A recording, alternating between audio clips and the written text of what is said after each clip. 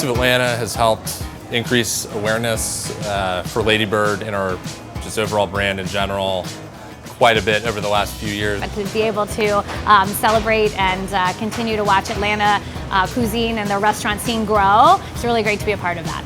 I love Taste of Atlanta so much.